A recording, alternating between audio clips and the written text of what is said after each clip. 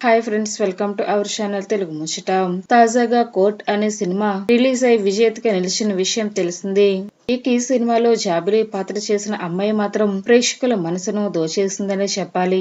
అయితే ఇందుకు ఎవరి ఈ జాబిలి, ఫ్యామిలీ డీటెయిల్స్ ఏంటనేది ఈ వీడియోలో మనం తెలుసుకుందాం.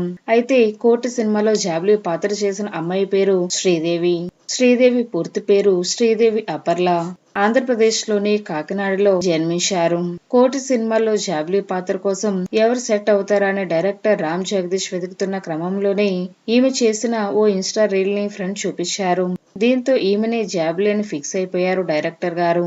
అయితే పిలిపించి ఆడిషన్ చేసి సెలెక్ట్ చేశారు. తెలుగు అమ్మాయి అందున పాత్ర డిమాండ్ చేసినట్లుగా టీనేజ్ అమ్మాయిగా ఆకట్టుకునేలా నటించారు శ్రీదేవి. కోటి సినిమాకు తొలి రోజే 8.10 కోట్ల గ్రాస్ కలెక్షన్స్ వచ్చాయి. ఫ్రెండ్స్, ఈ వీడియో కనుక మీకు నచ్చినట్లయితే లైక్ చేయండి, షేర్ చేయండి. మరిన్ని తాజా లేటెస్ట్ అప్డేట్స్ కోసం మా ఛానల్ తప్పకుండా సబ్స్క్రైబ్ చేసుకోండి. Thanks for watching.